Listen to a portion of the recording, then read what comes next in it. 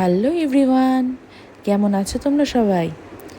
আজকে চলে গেছিলাম একটা বান্ধবীর সাথে। হঠাৎই প্ল্যান হয়েছে, অ্যাকচুয়ালি হঠাৎ না, বেশ অনেক দিনের প্ল্যান হচ্ছিল। আজকে না কালকে, কালকে না পরশু, এই করে আর আমাদের বেরোনো হচ্ছিল না। তো যাই হোক, ফার্স্টেই বেরিয়ে আমরা ফুচকা খেয়ে নিয়েছিলাম।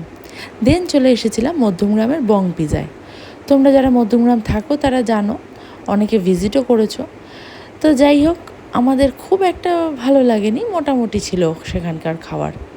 তো আমরা সেখানে বেশ কিছুক্ষণ সময় কাটালাম, গল্প করলাম। অনেক দিন পর দেখা হলে যা হয় আর কি, গল্প টল্প করে বেশ কিছু ফটো ভিডিও সেলফি নিয়ে এবার আমরা বেরিয়ে পড়লাম।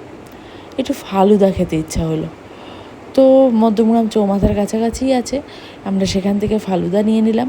দুজনেই নিয়েছিলাম ম্যাঙ্গো ফালুদা। তো ফালুদা খেতে বেশ ভালোই লাগে, তোমরা কারা কারা খেয়েছো জানিও তো। তারপর আমরা আস্তে আস্তে বাড়ির দিকে ফিরে চলে আসছিলাম।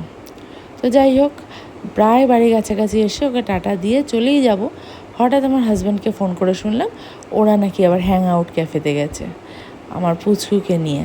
দেখো, দুজনে বসে বসে দিব্যি খাচ্ছে। আমিও পৌঁছে গেলাম আবার সেখানে।